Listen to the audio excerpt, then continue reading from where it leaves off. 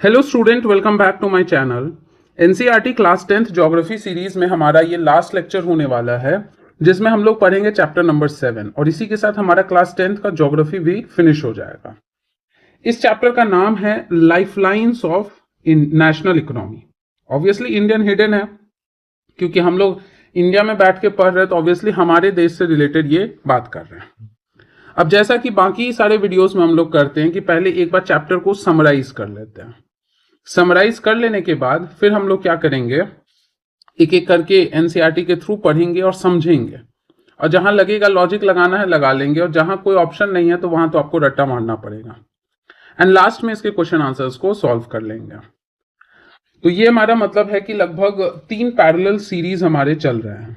पहला तो बच्चों के डिमांड पे एग्जाम्पलार स्टार्ट है, जो कि आपका एंड 12 तक कंप्लीट किया जाएगा, जिससे कि एटलीस्ट कम से कम 200-400 क्वेश्चन का आपके पास प्रैक्टिस हो जाए बच्चे लेवल पे, ताकि आप इतने कॉन्फिडेंट हो जाओ कि यस कलम अब चल सकता है, तो अब हम हायर लेवल के क्वेश्चंस को अटेम्प्ट कर सकते हैं। दूसरा हमारा ज्योग्राफी, बच्चों ने डिमांड किया था कि ज्योग्राफी 12 तक जल्दी फिनिश कर देने, तो वो चल रहा है।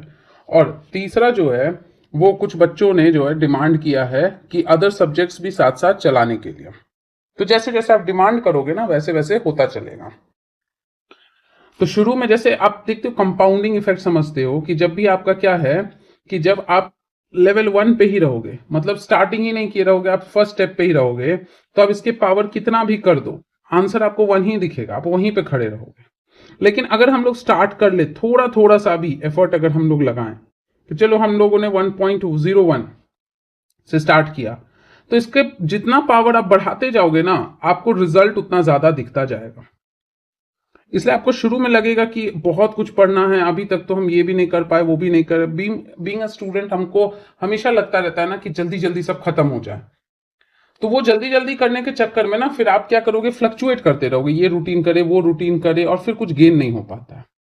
कंसिस्टेंटली आप काम करोगे। कंसिस्टेंसी का मतलब नहीं कि रोज 10 घंटे ही पढ़ना। कंसिस्टेंसी का मतलब है कि आप किसी दिन 10 घंटे पढ़ो, किसी दिन नहीं आपके पास वो समय मिल पाया, कुछ काम है, क्लासेस है, कॉलेजेस जाते हो, ऑनलाइन क्लासेस अटेंड करते हो, या फिर किसी एक सब्जेक्ट पे आपने ज्यादा टाइम दे दिया, दूसरे पे नहीं मिल पाया, तो एटलीस्ट 1 घंटा आधा घंटा भी उसको दो। इसी को कहा जाता है कंसिस्टेंसी, की कभी जीरो नहीं करना। अपने आप at the end of the year आप देखोगे कि आप बहुत लोगों से रेस में क्या है, आगे है। तो चलिए, बहुत हो गया मोटिवेशन, अब हम लोग क्या करते हैं ना, पढ़ाई करते हैं। तो भाई कह रहा है कि इकोनॉमी की जान क्या है, कि जिसके बिना इकोनॉमी तहस नहस हो सकता है। तो एक तो आप बेसिक रूप में आप जानते हो कि किसी भी इकोनॉमी का जान क्या होता है, रिसोर्सेज होता है, रिसोर्सेज। लेकिन सिर्फ रिसोर्सेज रह देने से तो इकोनॉमी नहीं होता है। जैसे आप देखो, अफ्रीका के कई कंट्रीज है जो कि आपके रिसोर्स रिच है, लेकिन स्टिल बहुत पीछे हैं, अंडर डेवलप्ड है। उस रिसोर्सेस को यूज करने के लिए आपको चाहिए क्या, एक दूसरा रिसोर्स जिसे हम क्या कहते हैं, ह्यूमन, जो आपके लिए in the form of labour काम करेगा। ये इस रिसोर्सेज पे रिसर्च करेगा, इस रिसोर्सेज को अलग अलग प्रोसेसेस में डालेगा, ताकि एक बेहतरीन प्रोडक्ट निकल सके। अब ये लेबर कहेगा कि हमें एक जगह चाहिए जहां पे हम इन रिसोर्सेज पे रिसर्च करके इससे कुछ अच्छे प्रोडक्ट्स बना सके। यानी कि आपको क्या चाहिए, लैंड, वो भी एक तरह से रिसोर्स ही है। मतलब उस रिसोर्स में से ही आपको क्या है कि रिसोर्स के इस्तेमाल करने के लिए एक अलग रिसोर्स ह्यूमन चाहिए, कहां इस्तेमाल होगा वो चाहिए, लैंड चाहिए। साथ ही साथ आपको क्या चाहिए, पूंजी चाहिए, पैसा चाहिए, कैपिटल चाहिए इकोनॉमी के भाषा में। एंड प्लस वो इंसान चाहिए जो कि रिस्क लेगा, वो इन सबको मिला के काम करेगा, जिसको एंटरप्रेन्योर कहते हैं। तो ये सब मिलेगा तब जाके क्या होगा ना, कि एक अच्छे से इकोनॉमिक बूस्ट आएगा, और एक अच्छे से आपका कंट्री ग्रो करेगा। लेकिन इसके साथ साथ ज्योग्राफी पढ़ रहे हैं, सिर्फ इकोनॉमी पढ़ते तो यहीं तक रुक जाते। ज्योग्राफी पढ़ रहे हैं तो साइमल्टेनियसली हमें यह भी ध्यान रखना होगा कि सब कुछ कैसा रहे, सस्टेनेबल। क्योंकि ज्योग्राफी इन्वायरमेंट क्या होता है, लिंक्ड होता है। कभी कभी ऐसा लगेगा ना कि आप ज्योग्राफी में पढ़ रहे हो लेकिन इन्वायरमेंट का टॉपिक है, जैसे बायोडाइवर्सिटी, जो आप क्लास 11th में 12th में पढ़ते हो। तो बायोडाइवर्सिटी क्या है, आप बायोलॉजी में भी पढ़ते हो, तो बायोलॉजी में बायोलॉजिकल पर्सपेक्टिव ज्यादा है, ज्योग्राफी में थोड़ा ज्योग्राफिकल ज्यादा है, और इन्वायरमेंट में थोड़ा इन्वायरमेंटल वाला पार्ट क्या है, ज्यादा है। तो हमें यह भी ध्यान रखना होगा कि चीजें क्या रहे, सस्टेनेबली। मतलब आज अगर हम इस्तेमाल कर रहे हैं तो वो फ्यूचर के लिए भी बचा रहे, ये नहीं कि हम ही लोग सब कुछ क्या कर दे, इस्तेमाल करके खत्म कर दे। तो ये इस बात पे आपको ध्यान देना जरूरी होगा। नेक्स्ट चीज क्या है कि चलो ये तो हो गया कि ये एक बेसिक है, मतलब स्टेप 1 ऑफ द इकोनॉमी है, इतना तो आपको बेसिक चाहिए। लेकिन जरा ये सोचो कि जहां रॉ मटेरियल है उसको ले जाना है फैक्ट्री के पास, इंडस्ट्री के पास, और यहां से आपको फिनिश्ड गुड, एफजी मतलब फिनिश्ड गुड, ये बनेगा और इसको फिर आपको उठा के ले जाना होगा मार्केट में। मार्केट ये नहीं कि सब्जी मंडी, मार्केट मतलब वो जगह जहां से कंज्यूमर अपने लिए प्रोडक्ट खरीद सके। वो हो सकता है देश के अंदर हो या वो हो सकता है देश के बाहर हो, इंटरनेशनल। तो इसके लिए आपको क्या करना पड़ेगा, ट्रांसपोर्टेशन करना पड़ेगा ना, क्योंकि जरूरी थोड़ी है, परफेक्शन ज्योग्राफी में नहीं होता है। आप ये नहीं समझ लो कि जहां पे आयरन ओर है वहीं फैक्ट्री खोल ले वहीं के लोग यूज करें, ऐसा कभी नहीं होता है। आपको कुछ ना कुछ 1 किलोमीटर, 100 किलोमीटर, 1000 किलोमीटर ट्रांसपोर्टेशन करना होगा, और ट्रांसपोर्टेशन के लिए आपके डिफरेंट मेथड्स होते हैं। तो यही चीज जो है ना, यही चीज आपका सप्लाई चेन कहलाता है।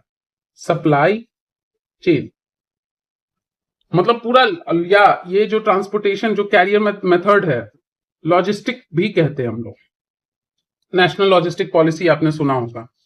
मतलब क्या होता है ना कि पूरा एक सप्लाई करने का एक चेन बना हुआ है, मतलब एक के बाद एक जो इंटरकनेक्टेड है। नेचर में रिसोर्सेज अवेलेबल है, वहां से कुछ लोग जो है अपने ट्रांसपोर्टेशन मीडियम के मदद से उठा के लेके फैक्ट्री के पास जाएगा, फिर फैक्ट्री से प्रोडक्ट को दूसरे जगह ले जाया जाएगा, फिर हो सकता है कि उस मार्केट में नहीं बिका, उसको किसी और मार्केट में ले जाया जाए, वहां से कंज्यूमर खरीद के फिर किसी और को अपने एरिया में बेचे। तो ये सारा चीज क्या होता है, सप्लाई करने का, एक से दूसरे, दूसरे से तीसरे, तीसरे से चौथे ले जाने का एक चेन है, उसी को हम सप्लाई चेन कहते हैं। और जो पूरा तरीका है, जो ट्रांसपोर्टेशन का जो मीडियम है, उसको हम कहते हैं क्या है, लॉजिस्टिक।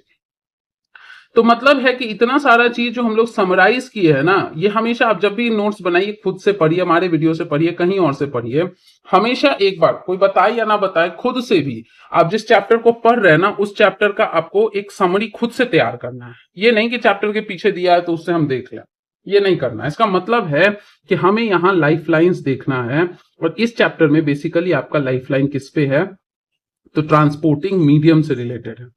क्योंकि बाकी सारा चीज तो प्रीवियस चैप्टर्स में हम लोग पढ़ चुके हैं, हम लोग एग्रीकल्चर पढ़ चुके हैं, हम लोग मैन्युफैक्चरिंग सेक्टर, माइनिंग, ह्यूमन को as a resource, land, soil, forest, ये सब पढ़ चुके हैं। अब ये क्या है कि अब थोड़ा सा हम लोग ट्रांसपोर्टिंग मीडियम मतलब सड़क के रास्ते से, यानी कि रोडवेज, रेलवेज या फिर एयरवेज हो गया, पाइपलाइंस हो गया, ये सारा चीज हम लोग क्या करेंगे, पढ़ेंगे, और उसी में मेरिट और डिमेरिट देखेंगे। मतलब यहाँ जो भी पढ़ेंगे वो समझेंगे कि है क्या, व्हाट आर दीज मीडियम्स। फिर उसके बाद हम लोग इसका देखेंगे कि अगर पॉसिबिलिटी कोई टाइप्स है इसके, जैसे रोडवेज है तो आपने सड़क कह दिया, लेकिन सड़क के कई टाइप होते हैं ना, गांव के सड़क होते हैं, नेशनल हाईवे होता है, स्टेट हाईवे होता है, रिंग रोड्स होता है, तो ये देखेंगे। प्लस है इसके साथ हम लोग अंडरस्टैंड करेंगे क्या, मेरिट्स, हम लोग अंडरस्टैंड करेंगे क्या, डिमेरिट्स, कि इस पर्टिकुलर ट्रांसपोर्टेशन से इकोनॉमी को या लोगों को क्या फायदा होगा और क्या नुकसान हो सकता है। फिर उस नुकसान के लिए हम लोग क्या कर सकते हैं, कि डिमेरिट्स है तो हम इसको कैसे ठीक कर सकते हैं, हाउ टू करेक्ट। और ध्यान रखना अभी क्लास 10th ही पढ़ रहे हैं, तो यहां आप सब कुछ नहीं जानोगे, आप बेस जानोगे, क्योंकि सब कुछ जानने के लिए अभी हमारे पास 11th का बुक बचा है, 12th का बुक बचा है, कुछ करंट अफेयर्स बचे हैं, हमारे बजट एंड इकोनॉमिक सर्वे बचा है, और साथ ही साथ standard books. In fact standard books को हटा भी तो ये 4 चीज बचा है, ये 4 भी कर लेंगे ना, तो हम ज्योग्राफी के 10 क्वेश्चन आए तो 9 लेके चले जाएंगे स्टैंडर्ड बुक्स किए बिना। बस ये है कि आपको अच्छे से दिमाग खोल के चीजों को पढ़ने की जरूरत है। अब इससे रिलेटेड अगर कुछ पॉलिसी वगैरह है गवर्नमेंट का, कुछ इनिशिएटिव्स है, वो सब हमको यहाँ पे देखना। तो फटाफट यहाँ पे देख लेते हैं कि देखो ये सब राम कहानी है, जहां जहां इंपॉर्टेंट चीज है ना वहां से हम लोग इंपॉर्टेंट चीजें मार्क करते हैं। जैसे यहाँ पे आपको दिख रहा है क्लासिफिकेशन बताया, कह रहा है कि देखो पहले तो एक बात यहाँ पे ये वर्ड याद अंडरलाइन कर लो, खत्म हो गया। या फिर इतना भी नहीं है तो आप इतना सिर्फ याद कर लो, सप्लाई। अपने आप ही पूरा पैराग्राफ का जिस्ट आपको समझ में आ जाएगा, स्मार्टली पढ़ना है, ये नहीं कि सब कुछ पढ़ते जाते हैं। सप्लाई से अपने आप पता चल जाएगा कि भाई raw material, excuse me, sorry for interruption. इससे अपने आप पता चल जाएगा कि सप्लाई मतलब पहुंचाना है। अब ये आपका रॉ मटेरियल को इंडस्ट्री तक ले जाना होगा, फिर वो प्रोसेस करके जो गुड बनाएगा उसको मार्केट तक ले जाना होगा, फिर उस मार्केट से कंज्यूमर अपने पास ले जाएगा, वो हो सकता है खुद कंज्यूम करे या फिर वो दोबारा जो है सेल करे।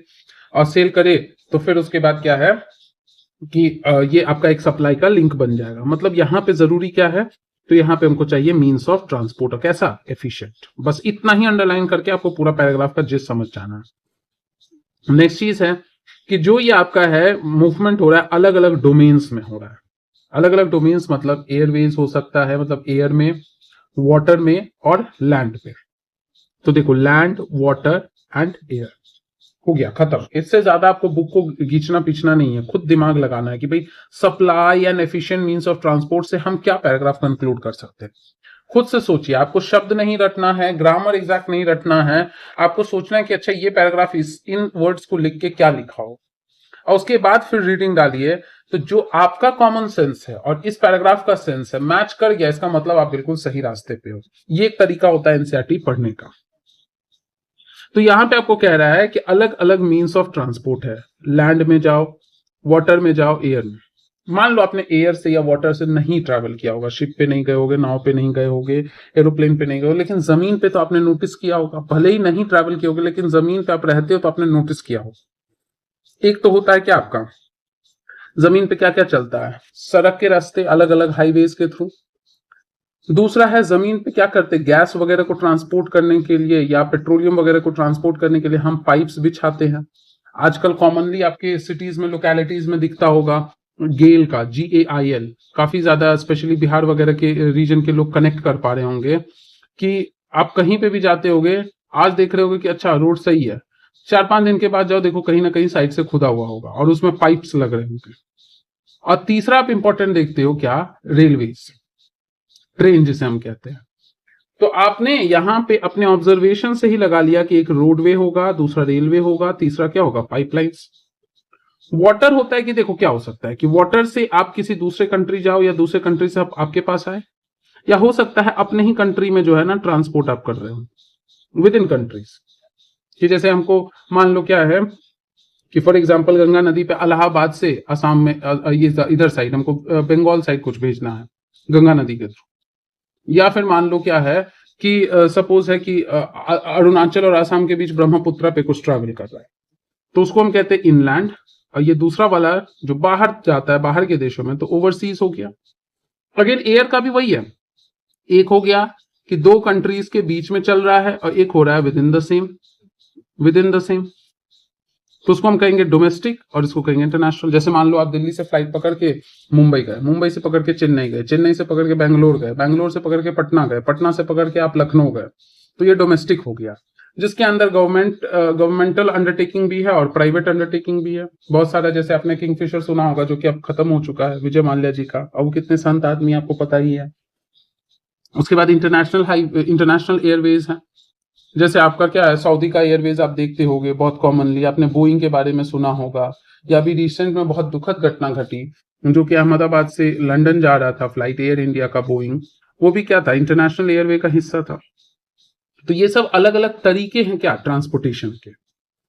यहाँ पे वही चीज आपका क्या है ना कि मतलब समराइज करके जो है पैराग्राफ में लिखा हुआ है, एकदम स्टोरी लिखा है कि एंशिएंट से लेके, इस पूरे पैराग्राफ में एंशिएंट से लेके मॉडर्न तक आपका डेवलपमेंट लिखा है, डेवलपमेंट ऑफ ट्रांसपोर्ट। कि पुराने समय में रेस्ट्रिक्टेड था कि हम लोग नदी वदी वाटर सोर्स के किनारे किनारे में रहते थे, या पत्थरों के सोर्स के किनारे रहते थे, पहाड़ों के किनारे रहते थे, तो ये चीज था। लेकिन फिर जैसे जैसे हम क्या हुए कि आगे का रास्ता ढूंढे, एग्रीकल्चर करना सीखे, हमने फायर को डिस्कवर किया, तो हम और दूर दूर तक जाके सेटलमेंट करना शुरू किया। तो इससे हमारा क्या है कि ट्रांसपोर्टेशन का जो दायरा है वो आपका क्या हो गया, बढ़ता चला गया। उसी में आपका आज के डेट में railways, Airways, waterways, newspapers, radio, television, cinema, internet, ये सब है किसी ना किसी तरह से ट्रांसपोर्टेशन का जरिया। कुछ है जो सामान इंसान ले जा रहा है, कुछ है जो इंफॉर्मेशन ले जा रहा है। इंफॉर्मेशन भी क्या हो रहा है, ट्रांसमिट ही तो हो रहा है, ट्रांसपोर्ट ही तो हो रहा है। तो ये सारा चीज है, इसी में आप क्या करोगे, लाइफ लाइन्स पढ़ोगे। बस इतना चीज है, मतलब इस पेज को आपको यहीं पे वीडियो के साथ एकदम रट्टा मारना। पहले पैराग्राफ में क्या था, एक बार आंख बंद करके जल्दी से रिकॉल करो, supply and efficient means of transport. कि चीजों को इधर से उधर भेजना है तो बहुत अच्छे से आपको ट्रांसपोर्टेशन का मीडियम डेवलप करना होगा, जल्दी चला जाए, समय। एफिशिएंट का मतलब क्या हुआ, एफिशिएंट का मतलब हुआ कि खर्चा भी कम हो एंड प्लस टाइम भी आपका क्या लगे, कम लगे, तभी हम कहेंगे क्या एफिशिएंट है। दूसरे में आपको कहा कि भाई 3 ही तो एरिया है अर्थ पे जहां आप ट्रांसपोर्ट कर सकते हो, लैंड, वाटर और एयर। वाटर में आप पानी के ऊपर से भी जा सकते हो, नीचे से भी जा सकते हो, जैसे सबमरीन हो गया। उसके बाद है क्या कि आप लैंड पे कैसे कैसे जा सकते हो, वाटर पे कैसे कैसे जा सकते हो। तो ये तो ब्रॉडली हुआ कि देश के अंदर, देश के बाहर। अब इसको इंडिविजुअली भी देखो तो सरफेस वाटर पे हो सकता है या below the surface water. Airways में भी आपने देखा कि डोमेस्टिक है और इंटरनेशनल है। फिर एंशियंट से मॉडर्न टाइम तक का डेवलपमेंट का स्टोरी सुना दिया और बताया कि ये सब क्या है, आपका सप्लाई चेन या लॉजिस्टिक्स किसी भी इकोनॉमी का लाइफलाइन है। अब एक एक करके पढ़ते हैं। सबसे पहला ट्रांसपोर्ट मेथड है रोडवेज। तो अब देखो ये सेकंड या थर्ड है, इस पे हमको फोकस नहीं करना है। इस डेटा को आपको सप्लीमेंट करना है, जिस साल एग्जाम दो उस साल के करंट अफेयर्स के डेटा से आपको देखना है कि वर्ल्ड के कंपैरिजन में क्या। जैसे यहाँ पे आपका दे दिया है कि हाँ इतना किलोमीटर है, ये सब आपको यहाँ नहीं रटना है। इतना किलोमीटर है, अब ये सेकंड लार्जेस्ट है, तो ये हो सकता है थर्ड लार्जेस्ट भी बन जाए, फोर्थ भी बन जाए, फर्स्ट भी बन जाए। तो आपको करंट अफेयर्स के डेटा से देख लेना। अब इसमें क्या है कि जो रोडवेज है वो रेलवेज से पहले से ही डेवलप्ड है। रेलवेज तो बाद में आया, उससे पहले हम लोग रोडवेज से चलते थे। थोड़ा सा अगर याद करो, नहीं ज्यादा कुछ, तो आप इंडस वैली सिविलाइजेशन या मौर्यन एम्पायर, दोनों में से कोई ना कोई एक चीज आपको याद होगा, क्योंकि ये बहुत कॉमन है, लोग कहानियों में भी सुनते हैं अपने लोकेलिटीज में। उसमें क्या होता था कि जो आपका ट्रेड था मेसोपोटामिया के साथ, ये सब आपका मोस्टली क्या होता था, बुलक कार्ट का बना हुआ था एविडेंस, यानी कि ये कार्ट के थ्रू शायद जाते होंगे। या मौर्यन एम्पायर में भी पिलर जो है वो चुनार वगैरह साइड में ज्यादा बनता था और वहां से जगह जगह पे ट्रांसपोर्ट होता था। तो उस समय कहाँ से था रेलवेज? रेलवेज तो आपका डलहौजी ने डेवलप किया 19th सेंचुरी में, और ये हम बीसी की बात कर रहे हैं, बिफोर क्राइस्ट। तो उस समय रोड था ना कि रेलवेज था। तो यहाँ लॉजिक लगाना है, थोड़ा सा हिस्ट्री से भी ध्यान में रखना है। अब यहाँ पे क्या है कि यहाँ लाइन दे दिया कि हाँ बहुत आसानी है रेलवे की तुलना में, लेकिन हम क्यों वो लाइन पढ़े? हम यहाँ पे एक एक करके बेनिफिट्स देख लेते हैं। देखो क्या कह रहा है कि रोड का इंपॉर्टेंस बहुत बढ़ रहा है। अब बढ़ रहा है तो क्यों बढ़ रहा है, उसका रीजन है। पहला नंबर रीजन, दूसरा, तीसरा, चौथा और ये पांचवा, छठा। मींस का आपका आंसर बन सकता है। हो सकता है किसी साल एक बहुत इजी क्वेश्चन पूछ दे कि भाई रोडवेज का इंपॉर्टेंस बताते हुए आप जो है इसके मेरिट डिमेरिट को कंपेयर करके हमें बताइए कि प्रेजेंट डे में रोडवेज पे क्या डेवलपमेंट चल रहा है। तो यहां से तो हम 6 पॉइंट वहां मेरिट में डाल सकते हैं ना। एनसीईआरटी के वर्ड्स हैं तो यूपीएससी को भी बहुत पसंद आएगा, क्योंकि जैसे ही कुछ एनसीईआरटी में लिखा वो यूपीएससी का एकदम हक बनता है कि हाँ इस पे नंबर देंगे। तो पहला क्या कह रहा है कि खर्चा कम लगता है। रेलवे लाइंस बिछाने के तुलना में रोड को कंस्ट्रक्ट करने में खर्चा कम लगता है, क्योंकि रेलवे लाइंस के लिए आपको क्या चाहिए, स्टोन्स चाहिए, ये चाहिए आयरन का। जो रेल ट्रैक होता है वो आयरन का बना होता है। बीच बीच में आप देखते हो कि स्लैब होता है, पहले वुडन रहता था, अब क्या है कंक्रीट का बना होता है, इतना सारा चीज। जबकि रोडवेज के लिए आपको सिर्फ कंक्रीट मटेरियल चाहिए। तो रेलवे खर्चा इसमें भी आता है, लेकिन रेलवे की तुलना में कम आता है। पहला चीज कॉस्ट। बस एक एक शब्द अंडरलाइन करो। दूसरा है कि किसी भी अनड्यूलेटिंग टोपोग्राफी, मतलब है कि कैसा भी उबड़ खाबड़ ज्योग्राफी हो, वहां रोड थोड़ा बनाना आसान होता है एज कंपेयर टू रेलवेज। आप देखोगे हिली एरियाज, जैसे आपका तिब्बत हाईवेज वगैरह है, आप जाते हो दार्जिलिंग, शिमला, मनाली, यहाँ सब पे रोड अच्छे से एकदम पहाड़ों को काट के बनाया, लेकिन रेलवेज हर जगह तक नहीं पहुंचा है, मुश्किल है। उसके बाद क्या कह रहा है, नेक्स्ट कह रहा है कि यहाँ पे सेम ही बात कह रहा है कि माउंटेन्स वगैरह में भी इसको आसानी से बनाया जा सकता है। खर्चा कम लगता है ट्रांसपोर्टेशन में, क्योंकि क्या है ना कि दूर दूर तक बना हुआ है और यहाँ पे एकदम से हमारे पास एफिशिएंट ड्राइवर्स है, लोग हैं, आसानी से मिल जाते हैं लोग जो गाड़ी चला के ले जा सकते हैं। जबकि रेलवेज में क्या है कि वो मुश्किल है, रेलवेज के ड्राइवर्स ज्यादा पैसे लेते हैं, ज्यादा सैलरी लेते हैं, तो ऑब्वियसली ट्रांसपोर्टेशन कॉस्ट में ये सब जुड़ेगा तो खर्चा बढ़ जाएगा। ये डोर टू डोर, घर घर तक पहुंचा सकता है। आपके घर तक कुरियर सर्विस किससे आता है? रोड के थ्रू, बाइक से, साइकिल से, कार से आपके घर तक आता है। लेकिन क्या आपने सुना कि ट्रेन आपके घर तक आया और सामान छोड़ के गया? तो ये चीज मतलब लोगों को आसानी होगा, ज्यादा खुद नहीं ट्रेवल करना पड़ेगा। उसके बाद क्या है कि बाकी सबके लिए एक सप्लीमेंट की तरह काम करेगा, फीडर टू अदर। कि ठीक है ट्रेन ने जो है रेलवे स्टेशन पे सामान ला के रख दिया, वहां से एक एक घर तक ले जाना है, तो कौन क्या कैसे होगा? थ्रू रोड होगा। कुरियर जो डिलीवरी पार्टनर्स है वो वहां से सामान उठाएंगे और एक एक घर तक पहुंचाएंगे। सेम एयरवेज, भाई एयरपोर्ट पे आया, सामान का सेग्रीगेशन हुआ, फिर वहां से जो भी डिलीवरी पार्टनर है, जैसे डिलीवरी या आपने ये ब्लू डार्ट सुना होगा, वहां से अपना सामान एक एक करके ले गए। तो ये सब क्या है, आपका मेरिट है। अब तुम्हारे 6 क्लासेस में रोड क्लासिफाइड है। ये भी बढ़िया क्वेश्चन मेंस में आपका पॉइंट ऐड करने में या डायरेक्ट क्लासिफिकेशन पूछ दे तो आप यहां से उठा सकते हो। पहला तो सुपर हाईवेज है, नाम से ही पता चल रहा है कि सुपर हाईवेज क्या होता है। इसको हम लोग कह सकते हैं 6 लेन भी बोलते हैं। 6 लेन कहने का मतलब है ना कि आना जाना साइमल्टेनियसली मल्टीपल अथी में हो सकता है, स्लॉट्स में। कि जैसे कभी कभी एक रोड आप देखते हो कि सीधे जा रहा है या सिर्फ आ रहा है, एक रोड आप देखते होगे कि किसी राइट साइड से आ रहा है, लेफ्ट साइड की तरफ से जा रहा है। एक रोड देखते होगे कि वो फिर फर्दर बटा हुआ है, कि एक पूरा साइड है जिसमें से फिर 2 साइड बना हुआ है, जिसमें से एक तरफ से जा रहा है एक तरफ से आ रहा है, दूसरे साइड में भी फिर 2 साइड बना है, एक तरफ से जा रहा है एक तरफ से आ रहा है। तो ऐसे करके single lane, 2 lane, 4 lane and फिर अब क्या है 6 लेन है। तो गोल्डन क्वाड्रिलैटरल का मतलब ही होता है ना कि नॉर्थ साउथ ईस्ट वेस्ट इसको कनेक्ट कर रहा है, क्वाड्रिलैटरल बना रहा है। कि जैसे ये इंडिया का मैप है तो ऐसे कनेक्ट कर रहा है और ऐसे कनेक्ट कर रहा है। तो देखो क्वाड्रिलैटरल के चारों पॉइंट को ये क्या कर रहा है, कनेक्ट कर रहा है। तो ये बेसिकली जो इंपॉर्टेंट मेट्रो सिटीज है उन सबको क्या कर रहा है, कनेक्ट कर रहा है। देख रहे हो 6 लेन आपका है। नॉर्थ साउथ में नॉर्दर्न मोस्ट पॉइंट श्रीनगर है, सदर्न मोस्ट पॉइंट क्या है आपका कन्याकुमारी। ईस्ट वेस्ट में सबसे ईस्ट में सिलचर है, वेस्ट में आपका गुजरात का पोरबंदर है। ये काफी एफिशिएंट होता है क्योंकि ये समय भी मतलब रोड का क्वालिटी बहुत अच्छा होता है और मल्टीपल व्हीकल्स जा सकते हैं, ट्रैफिक जाम नहीं होगा, समय ज्यादा नहीं लगेगा। तो इसलिए समय भी घटाएगा और समय घटेगा तो लेबर कॉस्ट भी क्या होगा, कम हो जाएगा। इसको बनाता कौन है, तो national highway authority of India, short form full form ये भी ध्यान में रखो, कौन बनाता है ये भी ध्यान में रखो। तो पहला हो गया, यहां पे याद कर लो। दूसरा नेशनल हाईवेज। नेशनल हाईवेज जो है ये कह रहा है कि आपका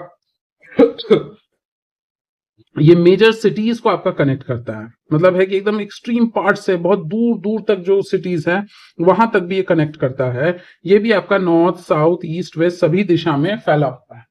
तो सुपर हाईवेज में ज्यादा जो है व्हीकल कैरिंग कैपेसिटी है, नेशनल हाईवे में थोड़ा कम है। हो सकता है नेशनल हाईवे शायद 4 लेन का भी हो, लेकिन सुपर हाईवे 6 लेन का होता है। स्टेट हाईवेज जो है स्टेट के कैपिटल्स को अलग अलग डिस्ट्रिक्ट के हेडक्वार्टर से, याद रखिएगा सारे पॉइंट से नहीं, हेडक्वार्टर से। जैसे होता है ना कि जैसे आप मान लो बिहार की टोपोग्राफी पढ़ रहे हो, तो बिहार का जब ज्योग्राफी पढ़ रहे हो तो वहां पे देखते हो 9 डिविजन्स में बटा हुआ है और हर एक का अपना हेडक्वार्टर्स होता है। तो उसको हम लोग स्टेट हाईवेज कहते हैं। इसी को जब हम स्टैंडर्ड बुक्स में करंट अफेयर में पढ़ेंगे तो और डिटेल में थोड़ा पढ़ेंगे, कुछ नाम भी पढ़ेंगे कि कौन सा लॉन्गेस्ट है, कौन सा स्मॉलेस्ट हाईवेज है, ये सब हम देखेंगे।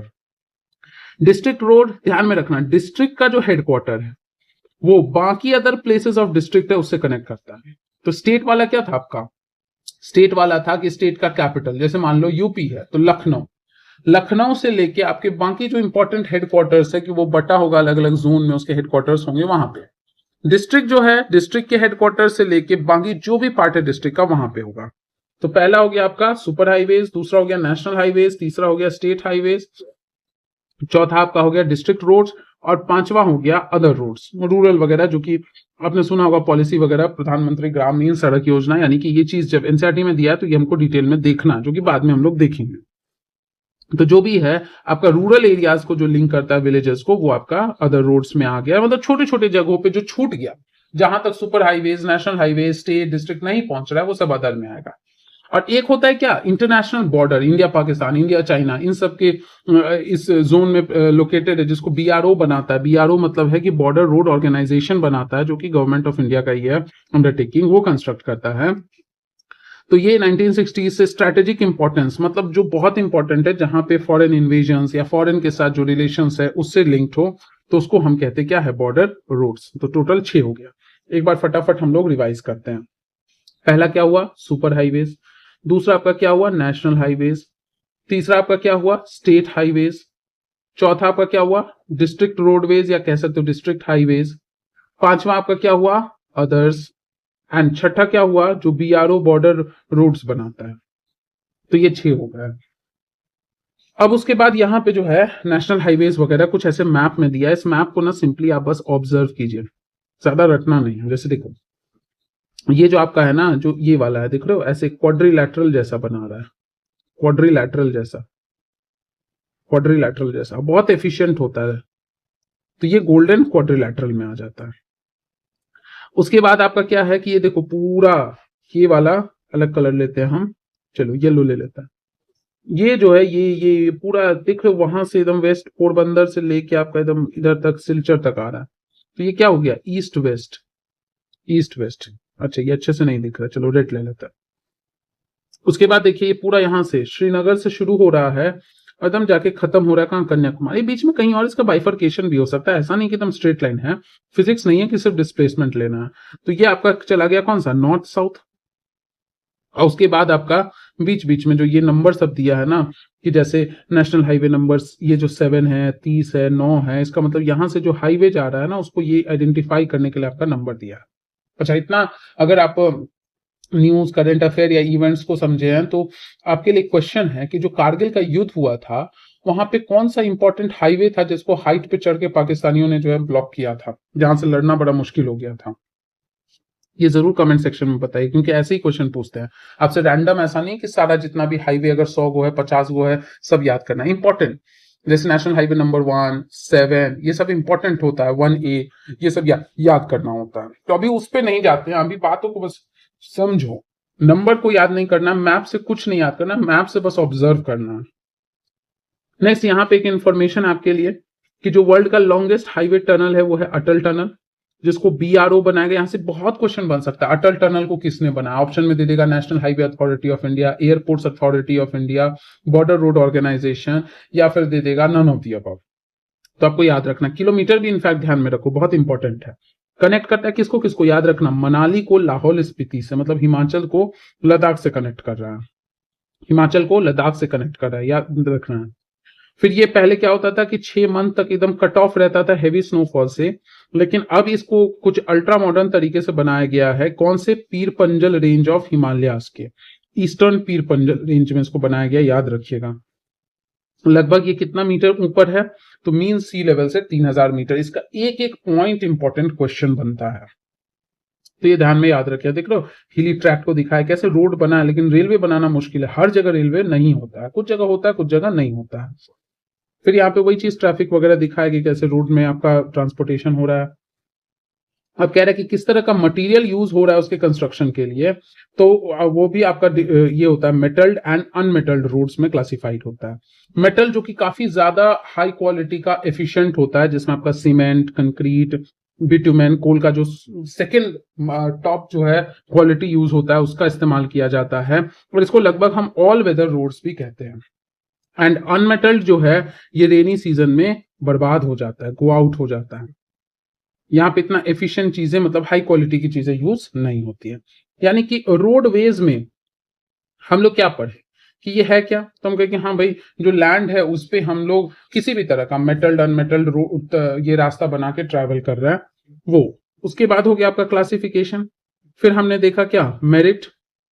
अब नहीं भी पढ़े हो तो डिमेरिट्स आप बता सकते हो, कि डिमेरिट्स ये बता सकते हो कि आपके हार्श वेदर में ये खराब हो सकता है, गो आउट हो सकता है। अगर हम सही से कंस्ट्रक्शन मटेरियल नहीं इस्तेमाल किए तो हार्श वेदर में आपका जो है खराब हो सकता है।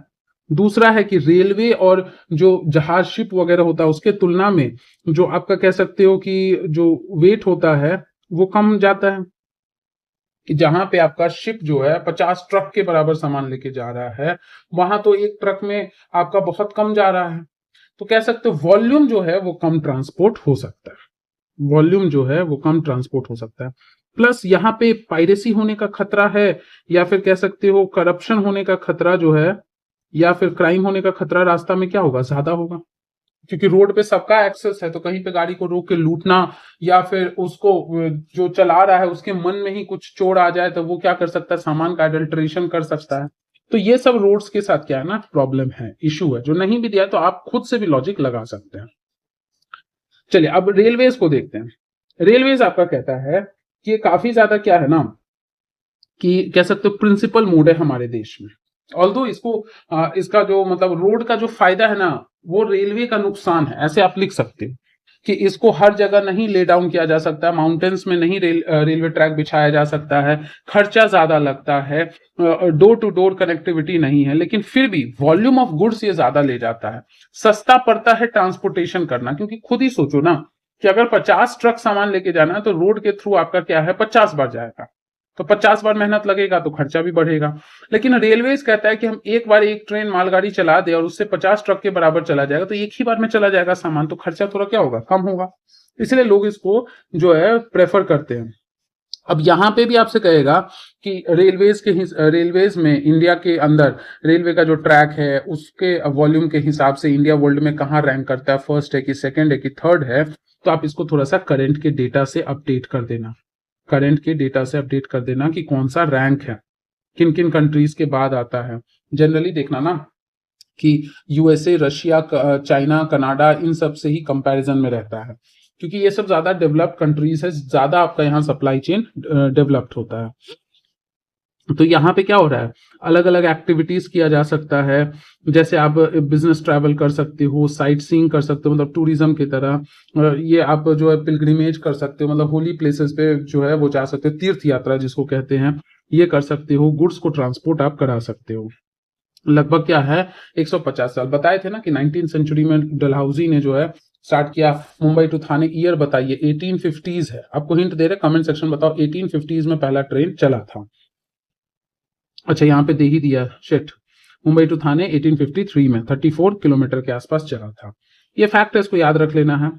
इंडियन रेलवे कितने जोन में बटा है, 17 जोन में। अब एक बार इसको करंट से वेरीफाई कर लेना कि कहीं कोई सब जोनेशन तो नहीं किया गया है। कभी कभी होता है ना कि पुराने में आपका मान लो 10 जोन है, लेकिन रिसेंट के हिसाब से कुछ डेवलपमेंट हुआ तो लगा कि नहीं और जोन होना चाहिए, तो एक बार आप इसको वेरीफाई कर लेंगे जिस साल एग्जाम दोगे उस साल। अब उसके बाद यहाँ पे कह रहा है कि जो रेलवे का क्या है ना कि जो डिस्ट्रीब्यूशन है वो अफेक्टेड होता है physiographic, economic and administrative factors. Common, ये मतलब लॉजिकल बात है। देखो मान लो क्या है कि ज्योग्राफी बहुत सही है, प्लेन है, समतल है, तो वहां रेलवे ट्रैक बिछाना क्या होगा, आसान होगा। लेकिन पहाड़ों में काटना मुश्किल होगा, उतने बड़े बड़े डिब्बों को जो है वहां बैलेंस करना ये होगा, क्योंकि फ्रेजाइल इकोसिस्टम है। तो इस वजह से फिजियोग्राफी तो इंपॉर्टेंट रोल प्ले कर दिया। हमेशा जब भी आप अपने पॉइंट को दीजिए एग्जाम्पल से सप्लीमेंट कीजिए, कि आपने कह दिया कि हाँ फिजियोग्राफी पे डिपेंडेंट है, तो एक एग्जाम्पल दे दो, कंपेयर कर दो कि भाई आपका हिल एरियाज लाइक मनाली है और प्लेन एरियाज मान लो, जैसे कोई एक एग्जाम्पल ले लो, सपोज है कि लखनऊ ले लो। तो प्लेन एरियाज में बिछाना ज्यादा आसान है, इसलिए लखनऊ का सब सिटी से रेलवे के थ्रू कनेक्टिविटी है, बट मनाली तक रेलवे पहुंचाना मुश्किल है। दूसरा इकोनॉमिक, अब इसको पहले ही पढ़ चुके हैं कि रेलवे के तुलना में रोडवेज को बनाना सस्ता था, यानी रेलवेज महंगा है। महंगा है तो जो देश अफोर्ड कर सकता है वही तो बना सकता है, जो नहीं कर सकता वो नहीं बना सकता। इस चीज को बनाएगा तो मेंटेन भी तो करना होता है, तो सिर्फ बनाने से तो काम नहीं चलेगा। एंड एडमिनिस्ट्रेटिव मैनेजमेंट, कि आपने बना भी दिया, पैसे भी थे, सब कुछ थे, लेकिन आपके पास वो स्किल्ड ऑफिसर्स नहीं है, जो कि क्या है कि टाइम जोन का मैचिंग करना, अच्छे से कोऑर्डिनेट करना, ये सब नहीं कर सके। एक्सीडेंट्स बहुत फ्रीक्वेंट है तो फिर फेल हो जाएगा। तो ये बहुत इंपॉर्टेंट है। तो मतलब देख रहे हो कि नॉर्दर्न प्लेन्स में आपका क्या है, लेवल लैंड है, समतल है, ज्यादा पॉपुलेशन है, एग्रीकल्चर रिसोर्सेज है। तो ये ज्यादा एग्रीकल्चर रिसोर्सेज है तो कैसे फायदा होगा, एग्रीकल्चर रिसोर्सेज है तो ह्यूमंस का पॉपुलेशन वहां ज्यादा होगा, क्योंकि उसको खाने पीने मिल रहा है। ह्यूमंस का डेंसिटी ज्यादा होगा तो उसमें से स्किल्ड लेबर्स को निकालना क्या होगा, आसान होगा। लेकिन क्या है क्या कि बहुत सारे रिवर्स है, वहां पे आपको ब्रिजेस, मतलब यहां से क्रिटिकल पॉइंट निकल गया कि नॉर्दर्न जो समतल इलाका है वहां भी प्रॉब्लम आ सकता है। कैसे, नदियों के ऊपर ब्रिज बनाने में बड़ा मुश्किल हो सकता है, हिली टेरेन्स में परेशानी आ सकती है। साथ ही साथ क्या है, आप इसमें एग्जांपल दे दो, हिमालयन वाला एग्जांपल दे दो कि काफी हाइट है, वहां पे ले जाना मतलब बहुत हाइट है, आपका पॉपुलेशन भी बहुत कम है, जिसकी वजह से उतने कम लोगों के लिए इतना ज्यादा रेलवे का जो है इन्वेस्टमेंट करना ये थोड़ा फायदे का सौदा नहीं होगा। मतलब लैक ऑफ इकोनॉमिक अपॉर्चुनिटी हो गया, लोग कम है, ट्रैवल कम करेंगे, टिकट कम खरीदेंगे, तो कहाँ से आपका जो है प्रॉफिट जनरेट हो पाएगा।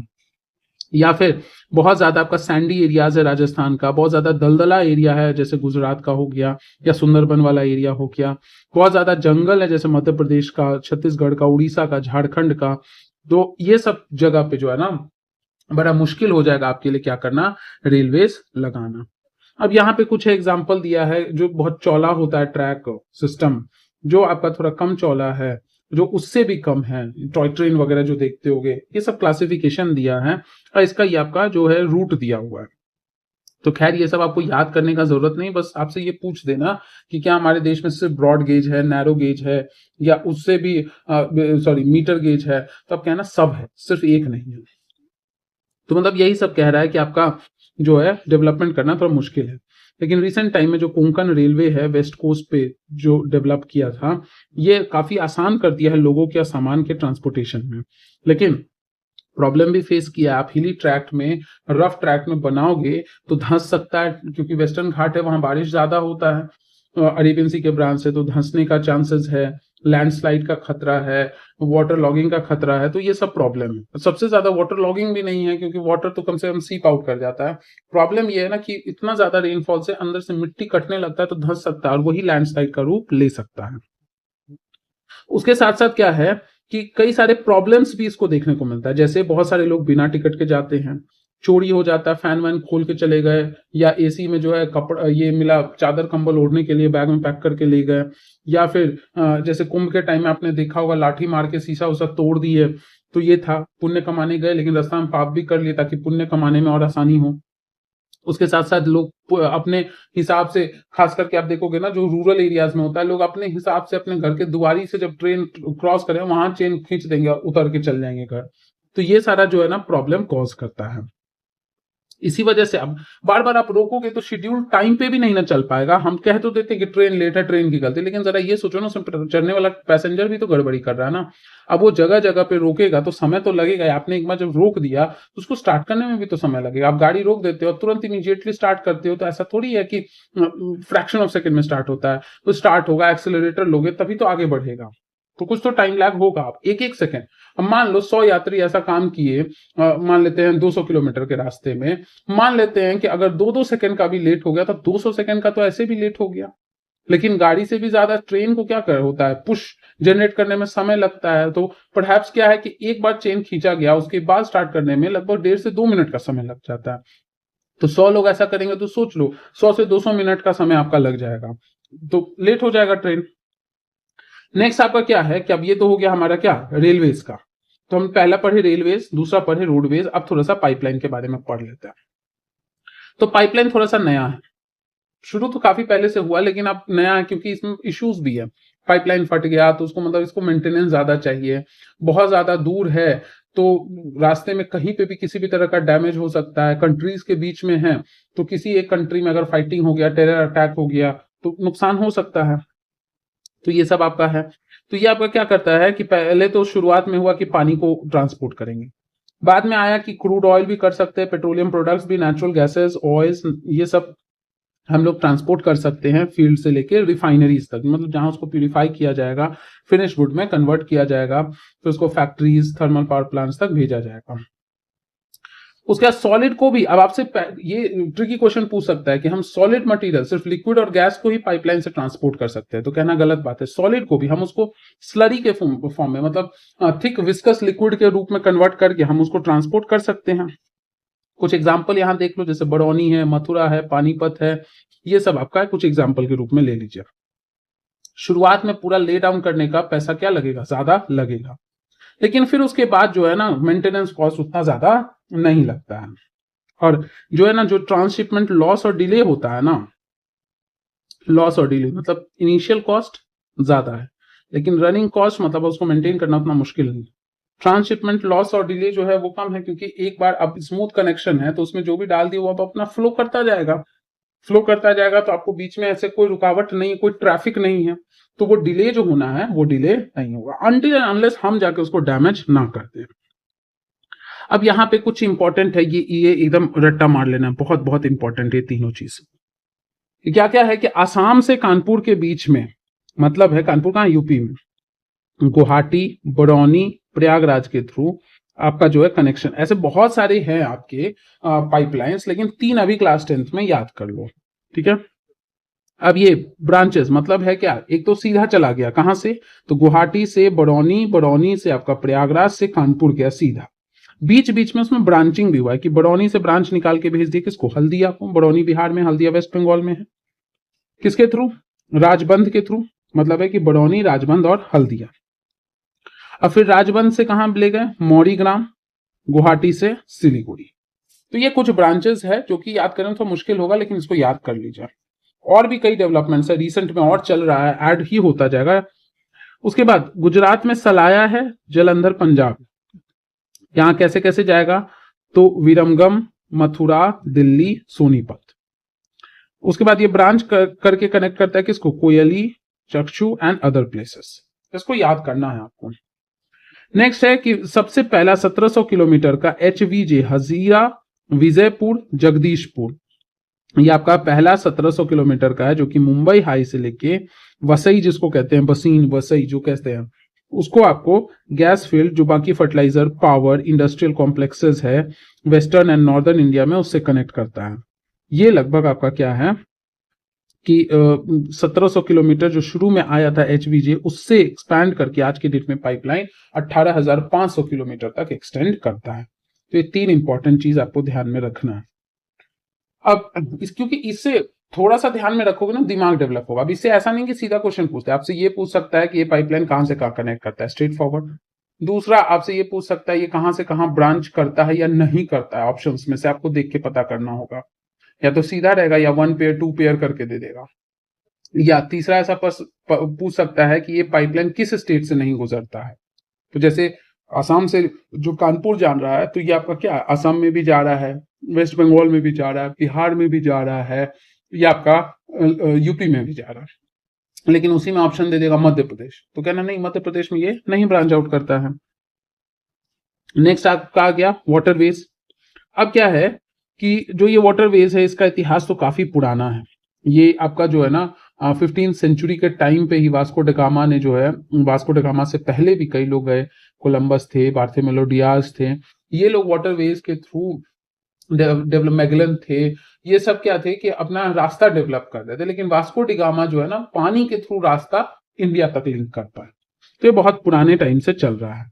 इंडिया का जो इनलैंड है, मतलब विद इन कंट्री, वो 14,500 किलोमीटर से ज्यादा है। अगेन ये डेटा को ना आप करंट से अपडेट कर लेना, क्योंकि ये बढ़ता ही जाता है, नए नए डेवलपमेंट्स होते हैं। तो 111 इनलैंड वाटरवेज है, जिसमें से 5 आपके नेशनल वाटरवेज है, जो कि पहले डिक्लेयर कर दिया गया था, और बाकी जो है ये आपका 2016 में और भी डेवलपमेंट्स आपका चल ही रहा है। ये पोर्शन आप हमेशा अपडेट करते रहेंगे करंट से, कि कितना वाटरवेज में हमारा रैंकिंग है वर्ल्ड में, किसके बाद है हम, फिर उसके बाद है कि क्या नए पॉलिसीज आए हैं, या फिर कितना किलोमीटर का है, कितने नेशनल वाटरवेज पहले से हैं, कितने नए ऐड हुए हैं, नए किस एक्ट के थ्रू ऐड हुए हैं, ये सब आप करंट से अपडेट कर लेना। यहाँ स्ट्रेस लेने का जरूरत नहीं है। इस मैप को भी आपको सिर्फ क्या करना है, ऑब्जर्व करना है, रट्टा नहीं मारना, और ध्यान देना है कि कैसे कैसे आपका कनेक्टेड है। बहुत ज्यादा इस पे स्ट्रेस नहीं लेना है। अब यहाँ पे जो वाटरवेज है, इस वाटरवेज में आपका कुछ कुछ है, ये आप रट्टा मार लो, इंपॉर्टेंट है, वेरी मच इंपॉर्टेंट। कि आपसे पूछ देगा नेशनल वाटरवे नंबर 1 किसको कनेक्ट करता है, तो हल्दिया और प्रयागराज, याद रखना। 2 किसको कनेक्ट करता है, तो कौन से नदी पे है 1, तो गंगा पे, और किसको किसको किया ये याद रखना। 2 किस पे है, ब्रह्मपुत्रा पे, सादिया एंड डुबरी, मतलब अरुणाचल और असम के बीच है। 3 किस पे है, तो वेस्ट कोस्ट कनाल है, इसमें केरला, मतलब कोटायम या कोटायम टू कोल्लम, उदयमंडलम और चंपाकरा, 205 किलोमीटर का, मतलब है कि वेस्ट कोस्ट में आपका आ गया। नंबर 4 क्या है, तो ये आपका गोदावरी कृष्णा पे है, काकीनाडा पुडुचेरी, ये आपका एक कैनल की तरह 1000 किलोमीटर का। 5 क्या है, ब्रह्मानी रिवर पे है। ब्रह्मानी जब भी बोल देना तो कहीं ना कहीं उड़ीसा से तो कनेक्टेड होगा ही। तो ब्रह्मानी रिवर पे है, मताई रिवर पे है, और ये आपका महानदी ब्रह्मानी, ये सब मतलब है कि साइड साइड से चलता जा रहा है। तो ये थोड़ा बहुत आपका उड़ीसा में तो है ही, वेस्ट बंगाल तक भी एक्सटेंड करता है।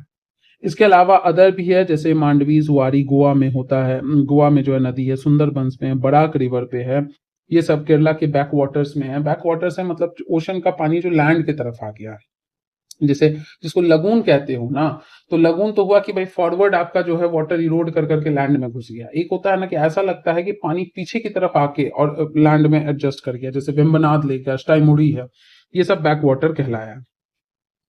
अब ये सब डेटा अगेन फिर इसको करंट से अपडेट कर लेना है कि कितना वैल्यू है, कितना ट्रेड कैरी करता है, ये सब आपको ध्यान में रख लेना है। अब कुछ सी पोर्ट्स देख लो, तो इंडिया का कोस्ट लाइन आपका इतना है। अब ये न्यू अपडेटेड है, इंडिया ईयर बुक में आया था, कोस्ट लाइन फिर से अपडेट हुआ है, लगभग 11,000 किलोमीटर के आसपास है, तो इसको देख लेना आपको। और ये 13वां आपका ये बन रहा है पोर्ट, तो सिर्फ 12 नहीं है, 13 हो जाएगा। तो ये सब आपको करंट से अपडेट कर लेना है। अब क्या है कि कुछ कुछ पोर्ट्स के जो है आपके नाम दिए हुए, जैसे दीनदयाल पोर्ट या कि कांडला पोर्ट है, ये जो कराची चला गया ना पाकिस्तान में, उसके बाद ये हमारे लिए इंपॉर्टेंट पोर्ट बना। First port developed after independence. ये मुंबई पोर्ट से जो बहुत ज्यादा कंजेशन था, बहुत वॉल्यूम जाता था ना, उसके वॉल्यूम को थोड़ा राहत करने के लिए बनाया गया था। कराची पोर्ट तो चला गया पाकिस्तान को, लेकिन उसके लॉस को कंपेंसेट करने के लिए कांडला बना। मतलब कांडला के लिए तीन पॉइंट याद रखो, किस स्टेट में है, इसका दूसरा नाम क्या है। दूसरा पॉइंट याद रखो कि ये कौन से पोर्ट के वॉल्यूम को ईज करने के लिए बनाया गया, और तीसरा किस पोर्ट का हमें लॉस हुआ जिसको कंपेंसेट करने के लिए इसको बनाया गया। सब रटने वाला पॉइंट है, इसमें और कुछ नहीं करने का है। कैसा पोर्ट है, तो टाइडल पोर्ट है। ये आपका क्या करता है, conventional handling of export and import. उसके बाद है क्या कि यहां से आपका जो है जो इंडस्ट्रियल बेल्ट वगैरह है उन सबको ये काफी ज्यादा कनेक्ट करता है। एक ये हो गया। दूसरा हो गया, मुंबई आपका सबसे बिगेस्ट पोर्ट है, काफी ज्यादा जो नेचुरल है और वेल शेल्टर्ड हार्बर। देखो एक चीज याद रखना ना, कि वेस्ट साइड में जो पोर्ट है ना इंडिया में, वो मोस्टली क्या है आपका, नेचुरल है। और ईस्ट साइड में जो पोर्ट है ना, वो मोस्टली आपका क्या है, आर्टिफिशियल, क्योंकि इसका ज्योग्राफिकल कंडीशन है। आगे हायर क्लासेस में पढ़ाएंगे कि वेस्ट साइड का जो मेजर पोर्शन है ना, कुछ मलाबार और काठियावाड़ छोड़ के, वो आपका क्या है ना, सबमर्ज्ड कोस्ट है। तो सबमर्ज्ड कोस्ट पे ना आपका पोर्ट बनाना आसान होता है, जबकि ईस्ट साइड में मेजर पोर्शन क्या है कि इमर्ज्ड कोस्ट है, उठा हुआ कोस्ट है। तो पानी का पोर्शन, ऐसे लॉजिकली भी सोचो कि कोस्ट ऊपर है, पानी का पोर्शन नीचे है, तो उसको ऊपर, जहाज को ऊपर तक उठा के लैंड तक ले जाने में परेशानी होगा ना, तो वहां आर्टिफिशियल तरीका डेवलप किया जाएगा। तो ये मोस्टली ध्यान में रखना। अब ये हम नहीं करें एक्सक्लूसिवली, कुछ होते हैं एक्सेप्शनली जो कि आपके ईस्ट साइड में भी नेचुरल है, कुछ वेस्ट साइड में भी लोग आर्टिफिशियल चीजों को डेवलप करने की कोशिश कर रहे हैं। नेक्स्ट पोर्ट आपका आ जा है मोनगोआ पोर्ट, जो कि गोवा में है।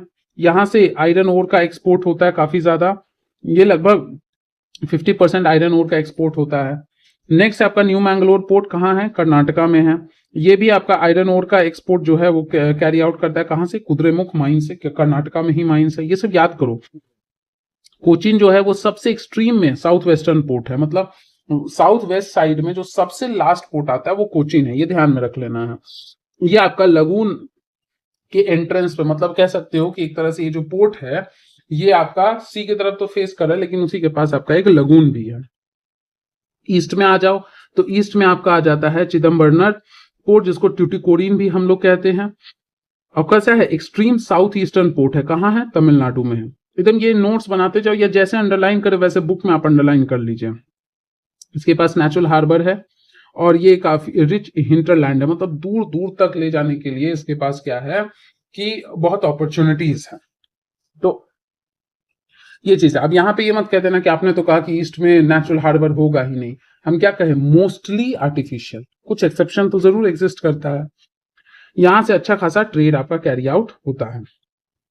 कहाँ कहाँ, देखो तमिलनाडु के जस्ट बगल में श्रीलंका है, मालदीव जाता है, ये सब कैरी आउट होता है। फिर चेन्नई कह रहा है, ये आपका ओल्डेस्ट आर्टिफिशियल पोर्ट है कंट्री का। ये आपका नेक्स्ट टू मुंबई आता है साइज में, कि कितना आपका ट्रेड एंड कार्गो जाता है, उस हिसाब से सबसे बड़ा मुंबई है, उसके बाद चेन्नई। नेक्स्ट आपका आता है कि जो पहला था बना था तो वो कांडला था आजादी के बाद। अगला पूछ सकता है कि सबसे ओल्डेस्ट आर्टिफिशियल कौन है, तो चेन्नई है आपका। नेक्स्ट पूछ सकता है ट्यूटिकोरिन से क्या श्रीलंका जाता है ट्रेड, तो हाँ कह देना, बिल्कुल जाता है। फिर आपसे पूछ सकता है कि साउथ वेस्टर्न पोर्ट कौन सा है, सबसे एक्सट्रीम साउथ वेस्टर्न पोर्ट और सबसे एक्सट्रीम साउथ ईस्टर्न पोर्ट, तो ये सब आपका क्वेश्चन बन जाता है। विशाखापट्टनम आपका कैसा है, डीपेस्ट लैंड लॉक्ड है, चारों तरफ से लैंड से घिरा हुआ है, और अच्छा खासा वेल प्रोटेक्टेड पोर्ट है। ये आपका आयरन ओर एक्सपोर्ट के लिए जो है बनाया गया था। पारादीप उड़ीसा में, पारादीप पूछते तो उड़ीसा कह देना, ये भी आयरन ओर के ट्रांसपोर्टेशन में एंगेज है। श्यामा प्रसाद बोल दे तो समझ जाना कलकत्ता की बात हो रही है। इनलैंड है, रिवर पे है आपका। उसके बाद है कि आपका ये एक तरह का टाइडल पोर्ट भी है। यहाँ पे कांस्टेंट ड्रेजिंग का मतलब होता है ना कि वो जो सैंड और सिल्ट का एक्यूमुलेशन होता है ना, उसको खरोच खरोच के, घिस के हटाने की जरूरत पड़ती है, वरना रास्ता क्या होगा, ब्लॉक कर जाएगा। क्योंकि टाइडल पोर्ट है मतलब है कि टाइड के वाटर इसके अंदर काफी ज्यादा ऐसे करके जो है ना, ये इस साइड से लैंड है, इधर से पानी काफी ज्यादा आता है, तो वो जो है पानी अपने साथ सैंड सिल्ट लाएगा तो यहाँ पे डिपॉजिट कर जाएगा, तो इसको हटाने की बहुत ज्यादा जरूरत आपको पड़ेगी। तो ये सब आपका क्या है, कुछ पोर्ट्स है। अब थोड़ा सा हम लोग एयरवेज के बारे में देख लेते हैं। तो आज के डेट में ये सबसे फास्टेस्ट है, कंफर्टेबल है, क्योंकि समय कम लगता है तो थकान आपको कम लगेगा, और प्रेस्टिजियस है। लोग एयरवेज में ट्रैवल करने को मतलब क्लास सिंबल समझते हैं कि हाँ मेरा स्टेटस हाई है, इसीलिए हम हवाई जहाज से क्या कर रहे हैं, ट्रैवल कर रहे हैं। ये आपका जो है ना डिफिकल्ट टेरेन्स तक, मतलब mountain, desert, dense forest, oceanic stretches, काफी दूर दूर तक आसानी से जा सकते हैं, क्योंकि हवा में उड़ रहा है, और हवा में तो कोई ट्रैफिक, कोई ब्लॉकेज आपका है नहीं। नॉर्थ ईस्टर्न पार्ट जितना दूर दूर तक है, जो काफी डिसेक्टेड, मतलब उबड़ खाबड़ रिलीफ है, डेंस फॉरेस्ट है, काफी ज्यादा वहां फ्लड आता है, इंटरनेशनल फ्रंटियर्स है, ये सब जगह पे क्या है कि कनेक्टिविटी ये प्रोवाइड अच्छा कर सकता है। अगर ये बिल्कुल ही ना हो ना, तो कनेक्टिविटी प्रोवाइड करना थोड़ा मुश्किल हो जाएगा, क्योंकि यहाँ पे रोड भी बनाना मुश्किल है, रेलवे तो बहुत ज्यादा मुश्किल है। तो ये सब में ये इसका फायदा है, लेकिन नुकसान भी है कि भाई एयरवेज का नुकसान अगर कह दे, एयरवेज का अगर आपसे डिमेरिट्स कोई कह दे, तो कह देना कि यहाँ पे एक्सीडेंट होने का खतरा है, यहां से आपका क्रिमिनल एक्टिविटीज की, एयरवेज का ही तो सहारा तालिबान ने लिया था, जो कि ब्लास्ट कर दिया वर्ल्ड ट्रेड सेंटर में। तो ये सब आपका हो सकता है, बॉम्बिंग वगैरह, मतलब ये काम किया जा सकता है। उसके बाद है पवन हंस हेलीकॉप्टर जो लिमिटेड है, ये आपका क्या कर रहा है, हेलीकॉप्टर सर्विसेज प्रोवाइड करता है किसको, ओएनजीसी को, अपने ऑफशोर, मतलब किनारे से जो दूर में ऑपरेशंस कर रहा है ऑयल को निकालने का, उन सब में ये काम करता है। और इनएक्सेसिबल जो एरियाज है, जो मुश्किल रास्ते हैं, उन सब जगह पे, जैसे पहाड़ी इलाका हो गया, नॉर्थ ईस्टर्न इलाका हो गया। अब ये पॉलिसी है, आपको ये ध्यान में रखना है, ये रिसेंट करंट अफेयर से भी इसको अपडेट करना है, क्योंकि ये अभी आपका क्या हो गया, रीजनल कनेक्टिविटी स्कीम है, उसी के तहत लाया गया है। अब इसका 5.0 वर्जन भी आ गया है। तो देख रहे हो, रीजनल कनेक्टिविटी स्कीम है, पूरे देश का आम नागरिक जो है, ये सबसे पहला है अपने काइंड का, जो कि बहुत सस्ते में लोगों को कनेक्टिविटी प्रोवाइड करेगा। कौन, किसके through, ministry of civil aviation, government of India, regional connectivity ये प्रोवाइड करता है सस्ते दामों पे। ये सारा चीज आपको ध्यान में रखना है। नेक्स्ट आ जाता है आपका कम्युनिकेशन, मतलब आप इंसान या सामान नहीं ले जाना, आप मैसेज लेके जाना है। तो जब से इंसान धरती पे आया है, तब से कुछ ना, इंसानी क्या जानवर भी आपस में किसी न किसी तरीके से जो है मैसेजेस को एक दूसरे को देते हैं। लेकिन क्या है कि अभी मॉडर्न टाइम्स में काफी ज्यादा चेंजेस आए हैं। अब हम लोग काफी लंबे डिस्टेंस तक कम्युनिकेशन काफी सस्ते में और काफी आसानी से कर सकते हैं। यहाँ पे जो पर्सनल कम्युनिकेशन हो गया या मास कम्युनिकेशन हो गया, जैसे टीवी, रेडियो, प्रेस, फिल्म, इन सब के थ्रू जो है हम कम्युनिकेशन कर सकते हैं, कंट्री में भी और कंट्री के बाहर भी। हमारे देश में जैसे आपका पोस्टल नेटवर्क है, ये काफी लार्जेस्ट है वर्ल्ड में। इसके साथ इसका क्या काम है, तो पार्सल पहुंचाता है, पर्सनल रिटर्न जो चिट्ठी वगैरह वो पहुंचाता है। लोग यहाँ पे अपने अकाउंट्स भी खोलते हैं, सेविंग्स भी करते हैं, डिपॉजिट्स भी करते हैं। तो ये एक तरह से क्या है ना कि बहुत सारे फंक्शंस परफॉर्म करता है। इसके साथ साथ आपका जो है जो मेल्स वगैरह है, सेकंड क्लास मेल हो गया, बुक पैकेट्स वगैरह हो गया, रजिस्टर्ड न्यूज़पेपर्स, पीरियोडिकल्स, ये सब भी कम्युनिकेशन का तरीका है। मतलब आज के डेट में आप सोच लो कि क्या क्या कम्युनिकेशन का तरीका है। एक तो ईमेल हो गया, दूसरा कई सारे सोशल मीडिया हो गए, फेसबुक हो गया, ये मैसेंजर हो गया, आपका इंस्टाग्राम हो गया, व्हाट्सएप हो गया, इसके थ्रू आपके लोग क्या करते हैं, मैसेजेस एक्सचेंज करते हैं। न्यूज़पेपर हो गया, ऑल्दो अभी इसका पॉपुलैरिटी कम हो रहा है, लोग डिजिटल ही पढ़ लेते हैं, लेकिन स्टिल ये भी तरीका हो गया। बुक्स के थ्रू अपने मैसेजेस को कन्वे करते हैं, या फिर छोटे छोटे मैगजीन्स होते हैं जो पीरियोडिकली आते हैं, 15 दिन में, 7 दिन में, 1 महीना में, उसके थ्रू हो गया। ये कई सारे जो है ना अपने मैसेजेस वगैरह को क्या करते हैं, कन्वे करते हैं। तो ये सारा काम हो गया, जैसे Rajdhani channel, metro channel, green channel, business channel, bulk mail channel, periodical channel, ये सब आपका एक तरह से अलग अलग माध्यम है जिससे कम्युनिकेशन किया जा सकता है। अब ये देखो, सी पोर्ट है, ये मैपिंग का बहुत इंपॉर्टेंट पार्ट बन सकता है कि आपको नॉर्थ से साउथ के बीच में, या साउथ से नॉर्थ, या ईस्ट से वेस्ट, या फिर वेस्ट टू ईस्ट आपको पोर्ट को अरेंज करने दिया जाए, तो आप इस मैप को भी ध्यान से क्या कीजिए, ऑब्जर्व कीजिए। देखो, सबसे वेस्ट में आपका दीनदयाल पोर्ट आता है, कांडला पोर्ट, फिर उसके बाद आता है मुंबई पोर्ट आ गया, उसके बगल में छत्रपति शिवाजी टर्मिनल है, फिर जवाहरलाल नेहरू है, फिर मोर्मुगुआ है, फिर न्यू मैंगलोर है, फिर देख लो सबसे साउथ वेस्टर्न हो गया कोच्चि, साउथ ईस्टर्न हो गया आपका ट्यूटिकोरी, फिर आपका आ गया चेन्नई, फिर उसके बाद आ गया एन्नोर, फिर विशाखापट्टनम, फिर पारादीप, और सबसे ईस्टर्न साइड में आपका क्या गया, कोलकाता। ये सब थोड़ा सा ऑब्जर्व करना है। नेक्स्ट आ गया डिजिटल इंडिया, ये भी एक तरह से क्या है, प्रोग्राम है, अम्ब्रेला प्रोग्राम है, मतलब एक बड़ा सा प्रोग्राम है जिसके अंदर कई सारे छोटे छोटे प्रोग्राम्स चलते हैं। ये आपका एक तरह से क्या होता है ना कि नॉलेज बेस्ड ट्रांसफॉर्मेशन, मतलब है ना कि नॉलेज अवेयरनेस लोगों को पहुंचाना है ताकि सबका एक तरह से ट्रांसफॉर्मेशन हो सके, डेवलपमेंट हो सके, सोच बदल सके। तो यहाँ पे क्या है, फोकस ये है कि तुम्हारा जो है IT plus IT equals to IT, ये बहुत अच्छा मेंस के लिए पॉइंट बना सकते हैं। आईटी का यहाँ पे हुआ कि इंडियन टैलेंट को अगर हम इंफॉर्मेशन टेक्नोलॉजी के साथ मिक्स कर दे तो आपका कल का इंडिया, इंडिया टुमारो बन सकता है, मतलब फ्यूचर बन सकता है। इसके अलावा पुराने समय में ना एसटीडी मतलब टेलीफोन्स वगैरह, अब ये जो डेटा है ना इसको फिर से आपको करंट से अपडेट करना है। टेलीफोन फैसिलिटी हो गया, आईएसडी और एसटीडी जो कॉलिंग होता था, लोकल कॉलिंग मतलब आसपास के इलाके में करो तो कम पैसा लगता था, दूर अलग अलग सिटीज में करो तो ज्यादा पैसा, एसटीडी बोलते थे, सब्सक्राइबर ट्रंक डायलिंग। फिर उसके बाद इंटरनेशनल कर रहे हो तो आईएसडी। फिर आपका क्या है, मास कम्युनिकेशन, एंटरटेनमेंट पर्पज से, अवेयरनेस पर्पज से लोगों के बीच में ये किया जाता है, जैसे इंडियन रेडियो हो गया, आकाशवाणी जिसको हम लोग कहते हैं, कई सारे टीवी के चैनल हो गए लाइक दूरदर्शन हो गया, पहले डीडी मेट्रो भी आता था एक आपका। तो ये सब मास कम्युनिकेशन मतलब बहुत ज्यादा लोगों तक रीच आउट करके उनको एजुकेट करना, उन तक इंफॉर्मेशन पहुंचाना। स्पोर्ट्स के चैनल वगैरह हो गए, एजुकेशनल चैनल्स हो गए, तो कई सारे आपके नेटवर्क्स हैं। प्लस बहुत सारे न्यूज़पेपर्स है, आप भी देखते हो कि आपके घर में आसपास में Dainik Jagran, Dainik Bhaskar, Hindustan time, the times of India, the Hindu, Indian express, इतने सारे न्यूज़पेपर्स आपके आते हैं। लगभग 100 लैंग्वेजेस में, अलग अलग डायलेक्ट्स में, इंग्लिश में, उर्दू में, हिंदी में, कई सारे लैंग्वेजेस में आते हैं। फिर आपका फिल्म्स हो गया, शॉर्ट फिल्म्स, फीचर फिल्म्स, जो आपका फिल्म्स भी क्या होता है कि कुछ तो आपका सिर्फ एंटरटेनमेंट पर्पज से जिसका कोई लेना देना नहीं है, जो आपके जैसे ड्रामा टाइप का होता है, रोमांटिक मूवीज होता है, कॉमेडी मूवीज होता है, ये ऐसे ही होता है कि बस एंजॉयमेंट के लिए देखें। कुछ आपके साईफाई फिल्म्स होते हैं, कुछ आपके क्या होता है मर्डर मिस्ट्री थ्रिलर मूवीज होते हैं, जिससे आपका क्या होता है ना कि कुछ नॉलेज मिलता है, कुछ ब्रेन का कॉग्निटिव डेवलपमेंट होता है। इस सबको सर्टिफाई कौन करता है, तो central board of films and certification. फिर आपका आता है क्या, इंटरनेशनल ट्रेड वाली बात आ गई। इंटरनेशनल ट्रेड, अब देखो खुद ही आप समझो कि एक्सचेंज ऑफ गुड हो रहा है लोगों के बीच में, स्टेट्स के बीच में, कंट्रीज के बीच में, उसी को क्या कहते हैं, ट्रेड। जैसे होता क्या है कि मान लो कि हम अपना कोई सामान बना रहे हैं और हम आपको बेच रहे हैं, तो ये दो लोगों के बीच हुआ, आप हमको पैसा दोगे।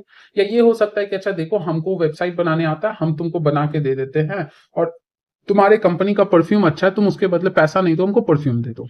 तो दो इंसान के बीच हो गया। या स्टेट का पॉलिटिकल डेफिनेशन बताए थे ना पॉलिटिकल लेक्चर्स में, कि उसका एक डिफाइंड बाउंड्री होगा, सॉवरेंटी होगा, और उसके साथ साथ उसका एक अपना पॉपुलेशन होगा। तो ये क्या होता है, स्टेट होता है, उसका अपना एक गवर्नमेंट होगा। तो कंट्रीज हो गया कि कभी कभी कुछ होता है कि जस्ट वहां पॉपुलेशन रह रहा है लेकिन ऐसा सॉवरेंटी नहीं है, कोई और देश उसको कंट्रोल कर रहा है। तो मान लो इंडिया का ट्रेड आपका जो है मान लेते हैं यूएसए के साथ हो गया, तो ये क्या है, कंट्रीज के बीच में हो गया, स्टेट्स के बीच भी कह सकते हो। तो जितने भी स्टेट्स हैं वो सब कंट्रीज हैं, लेकिन जरूरी नहीं कि सारे कंट्रीज आपके स्टेट हों। तो ये जो दो कंट्रीज है उसके बीच में जो ट्रेड होता है उसी को हम लोग क्या कहते हैं, इंटरनेशनल ट्रेड कहते हैं, जो पहले ही बता चुके हैं, सी, एयर या लैंड के रूट में हो सकता है आपका। लोकल ट्रेड भी हो सकता है सिटीज, टाउन्स और विलेजेस के बीच में। स्टेट लेवल ट्रेड भी हो सकता है, दो या दो से ज्यादा स्टेट्स में। अब क्या है कि जो एडवांसमेंट है वो एक तरह का इंडेक्स है कि कैसा इकोनॉमिक प्रोस्पेरिटी। अगर हाँ दो देश के बीच में बहुत ज्यादा ट्रेडिंग एक्टिविटी है, इसका मतलब दोनों का इकोनॉमिक जो डेवलपमेंट है वो अच्छे से चल रहा है।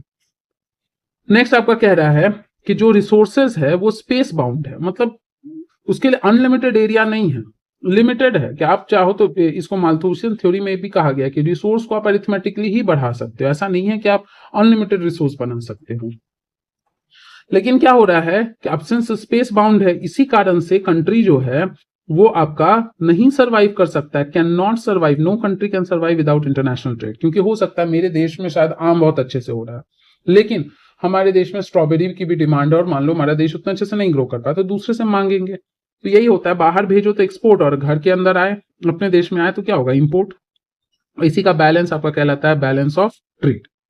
अगर एक्सपोर्ट ज्यादा हो रहा है इंपोर्ट के तुलना में, तो ये कह रहा है कि हाँ ठीक है, फेवरेबल है, अच्छी बात है, क्योंकि हम सामान बेच ज्यादा रहे हैं, तो सामान अगर ज्यादा बेच रहे हैं तो पैसा क्या होगा, ज्यादा आएगा। लेकिन खरीद ज्यादा रहे तो हमारा पैसा खर्च होगा, तो हमारा पैसा खर्च होगा यानी इकोनॉमिक इम्बैलेंस क्रिएट कर सकता है, जो कि 1991 के सिचुएशन में आ भी गया था। इंपोर्ट अगर ज्यादा है एक्सपोर्ट से तो इसको हम अनफेवरेबल कहते हैं। इंडिया का लगभग सभी मेजर ट्रेडिंग ब्लॉक के साथ रिलेशन है, खराब नहीं। तभी तो हमने कहा था कि हम नॉन अलाइनमेंट पॉलिसी फॉलो करेंगे, हम ऐसा नहीं किसी एक देश के पक्ष में रहेंगे, हम जो है न्यूट्रल रहेंगे अपने फायदे के लिए, जो कहते हैं ना स्ट्रैटेजिक इंपॉर्टेंस, वैसा पॉलिसीज हम डेवलप करेंगे। और बहुत सारा चीज ट्रेड होता है, जैसे जेम्स, ज्वेलरी, केमिकल, बाकी जो एग्रीकल्चर है, लाइट प्रोडक्ट्स है, ये सब हमारे देश ट्रेड करता है। अलग अलग petroleum, crude products, James, jewellery, chemical, ये सारा चीज आपका एक्सचेंज करता है हमारा देश। और आज के डेट में तो खैर सॉफ्टवेयर का भी बहुत इंपॉर्टेंट ये हो गया, हब हो गया। अब टूरिज्म को भी हम एज अ ट्रेड क्या करते हैं, यूज करते हैं। और कई सारे स्कीम्स आए हैं, जैसे स्वदेश दर्शन 2.0, वाइब्रेंट विलेज प्रोग्राम हो गया, इसका भी आपका वर्जन बढ़ गया है, अभी करंट अफेयर में आया था। प्रसाद स्कीम हो गया, जो कि क्या कहते हैं, जो तीर्थ यात्री और स्पिरिचुअल जर्नी पे जाते हैं उनके लिए है। पर्यटन मित्र हो गया, अब तो पर्यटन दीदीज वगैरह भी डेवलप कर दिया गया, कि जो लोकल लोग हैं, लोकल जो वुमेन है, मेन है, इन सबको ट्रेन किया जाएगा। जैसे मान लो बिहार में भी कि छठ पूजा के लिए जो लोग आते हैं टूरिज्म करने के लिए, जानने के लिए कल्चर को दूसरे देश से, तो ये सब एक तरह से क्या होगा ना, कि देश को जोड़ने का काम करेगा। सब एक दूसरे का कल्चर जानेंगे तो यूनिटी का, एक दूसरे के प्रति रिस्पेक्ट का भाव आएगा। अच्छा, यहाँ ये अच्छा चीज है, तो उसको अच्छा लगेगा कि हम भी अपने देश में, अपने एरिया में प्रैक्टिस कर सकते हैं। वो अपने साथ कुछ कल्चर लाएगा, तो एक तरह से इंटीग्रेशन का काम करेगा। लोकल हैंडीक्राफ्ट को, अब मेला वेला लगेगा, टूरिज्म होगा, तो वहां के लोकल लोग सामान जो है बाहरी लोगों को बेच सकते हैं, पैसा कमा सकते हैं। अब इसी में होता है कि मिसयूज भी लोग करने लगते हैं, लोगों का भरोसा तोड़ने लगते हैं। कल्चरल परस्यूट, कल्चरल एक्सचेंज का भी काम कर सकता है। आपका क्या कर सकता है, इंटरनेशनल अंडरस्टैंडिंग का काम कर सकता है, एक दूसरे के कल्चर और हेरिटेज के बारे में। हेरिटेज टूरिज्म होता है, मतलब एक दूसरे का कल्चर, पुराने समय से क्या चलता आ रहा है, उन चीजों को जानने के लिए अगर हम टूरिज्म करें तो हेरिटेज टूरिज्म कहते हैं। इको टूरिज्म मतलब environmental tourism, environmental knowledge enrich करने के लिए। एडवेंचर टूरिज्म मतलब स्पोर्टिंग एक्टिविटीज, ट्रैकिंग वगैरह हो गया, पैराग्लाइडिंग हो गया। वो कल्चर को जानने का तो कल्चरल टूरिज्म। जो आपका इलाज उलाज कराने आते हैं उसको मेडिकल टूरिज्म कहते हैं। बिजनेस के पर्पज से आते हैं तो बिजनेस टूरिज्म कहते हैं।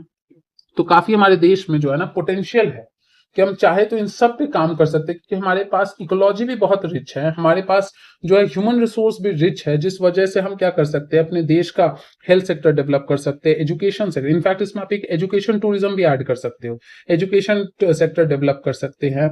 हम यहाँ पे कई सारे बिजनेसेस डेवलप कर सकते हैं, ताकि बाहर के लोग यहाँ पे आए, इन्वेस्टमेंट करे, अपना इलाज कराए, तो ऑब्वियसली वो यहाँ खर्च करेंगे, तो हमारे देश के ट्रेजरी में क्या है, पैसा जाएगा, तो फायदा होगा।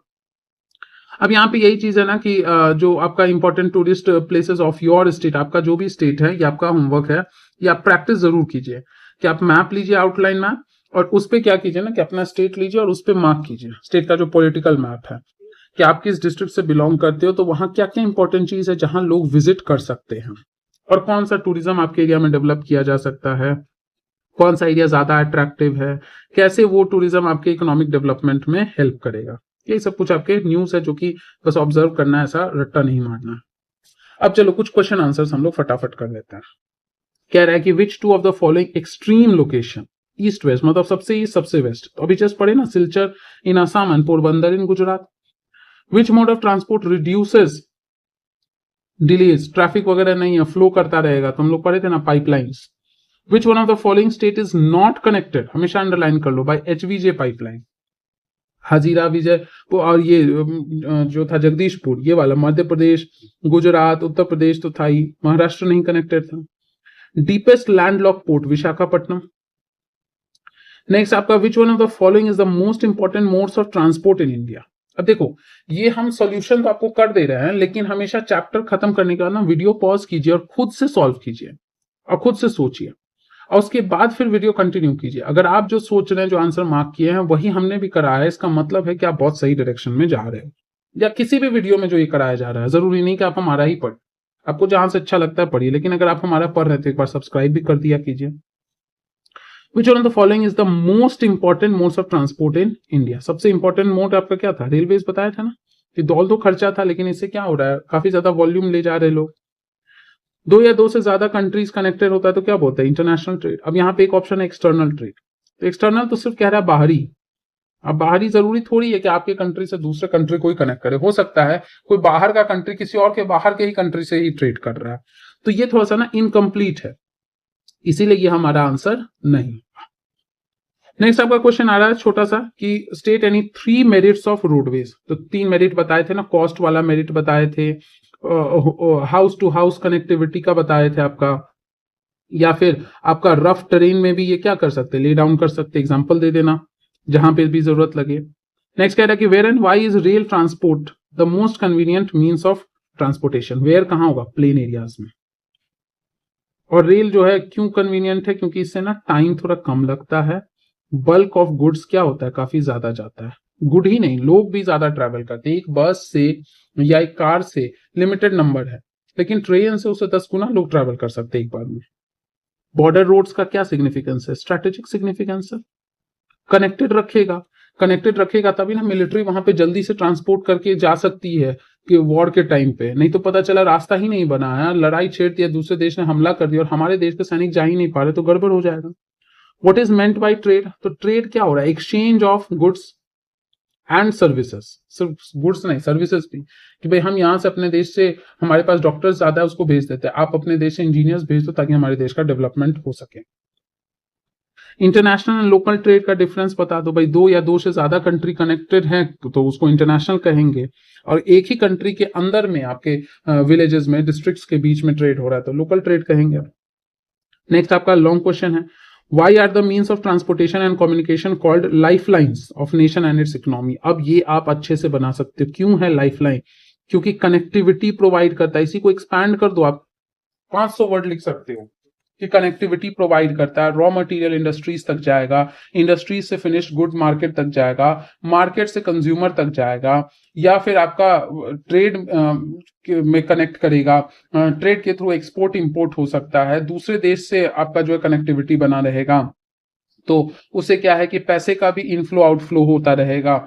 साथ ही साथ आपका क्या है कि जो आपका इतना सारा ट्रेड डेवलप करते हो तो उससे कई सारे इंफॉर्मेशन जनरेट होते हैं, उस इंफॉर्मेशन को आप स्टोर करके एक दूसरे के बीच में कम्युनिकेट कर सकते हो, तो कम्युनिकेशन सिस्टम आपका डेवलप कर सकता है। रिसर्चेस का रास्ता खुलेगा कि जब आप देखोगे कि इतना कनेक्टिविटी है, इतने सारे इंफॉर्मेशन है, इसको कैसे कम से कम जगह में स्टोर करे, कम से कम लैगिंग हो, कम से कम सिस्टम हैंग करे, तो उसके लिए हम लोग तरीका क्या कर सकते हैं, डेवलप कर सकते हैं। Right a note on the changing nature of international trade in the last 15 years. कि चेंजिंग नेचर कैसा था, कि पहले आपका क्या था, लोकल पे फोकस ज्यादा था, फिर धीरे धीरे हम लोग इंटरनेशनल हुए हैं, फिर उसके बाद अभी फिर से सब लोग क्या कर रहे हैं, लोकल्स पे, जो आपका हमारे देश का ना वोकल फॉर लोकल, ये सारे चेंजेस आ रहे हैं। कि पहले काफी ज्यादा ग्लोबलाइजेशन था, लेकिन अभी फिर से क्या हो रहा है ना, अपने अपने कंट्रीज पे ज्यादा लोग फोकस कर रहे हैं। ये इनिशिएटिव्स ले रहे हैं कि देश आत्मनिर्भर हो सके, लोकल प्रोडक्टिविटी बढ़ सके, हमारे देश के प्रोडक्ट्स हम ज्यादा यूज कर सके, सब प्रोटेक्टोरेट मेजर्स ले रहे हैं। अभी रिसेंट के न्यूज में आपने देखा होगा, टैरिफ रेट्स यूएसए ने बढ़ा दिया, जिससे उसके वो चाहता है कि अब उसका मतलब मागा वाला मेक अमेरिका ग्रेट अगेन वाला पॉलिसी बढ़े, अमेरिका को फिर से बड़ा दिखाओ, अमेरिका की प्रोडक्टिविटी बढ़ाओ, अमेरिका के डोमेस्टिक इंडस्ट्रीज को बढ़ाओ। चाइना इधर पहले से ही रेडी है कि हम अपने देश का, उन्हें डीप सीक जो है एआई भी लॉन्च कर दिया। इंडिया भी कई सारे आत्मनिर्भर, मेक इन इंडिया, उसके बाद आपका आता है vocals for locals, local tradition craft सबको डेवलप कर रहा है। तो ये कुछ चेंजेस आया, ये ना, ये जिस साल भी आप पढ़ रहे हो ना एनसीईआरटी, उस साल के 15 ईयर्स आपको लगा के इसको आपको अपडेट करना है, किससे, करंट के डेटा से। अब ये आपका है, ये आपका ब्रेन एक्सरसाइज है, सब हम ही कर लेंगे तो मेरा दिमाग डेवलप करेगा, आपका नहीं करेगा। आपको थोड़ा सा दिमाग लगाना है कि भाई northern terminal, north south corridor का क्या है, पहले ये सोचो। मैप में बताए भी थे शुरू में ही, देखो ईस्ट और वेस्ट, नॉर्दर्न, सदर्न, इसको यहाँ पे आप जो है ना क्रॉसवर्ड में भरते जाइए। हेडक्वार्टर सदर्न रेलवे जोन का क्या है, उसके बाद है, अब जितने भी 17 जोन है ना, समय के साथ हम लोग ये सब पढ़ेंगे। 17 जोन कौन कौन से वो पढ़ेंगे, उसका आपका हेडक्वार्टर्स भी हम लोग पढ़ेंगे, और उन जोन का क्या इंपॉर्टेंट फंक्शंस है वो भी हम लोग पढ़ेंगे। अभी तो फिलहाल इतना ही ध्यान में रखिए। रिवर आइन रिवर पे कौन सा पोर्ट है, अभी जस्ट डिस्कस करके हम लोग आए थे।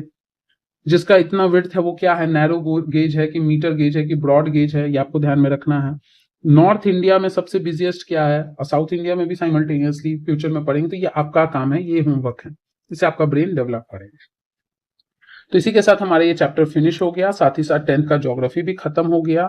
तो जिन बच्चों का ज्योग्राफी का डिमांड था जल्दी करने का, वो देखिए आप 6 to 10 कर चुके हैं, बस 11th बचा है, 12th बचा है, तो वो आपका चलता ही रहेगा। इधर बाकी अदर सब्जेक्ट्स के लिए भी आपका 7th क्लास का चल रहा है, फिर 8, 9, 10 ऐसे चलेगा।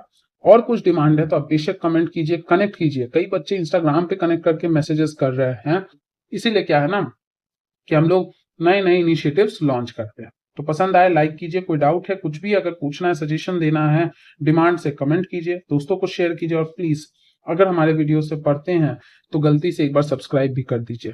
Thank you everybody.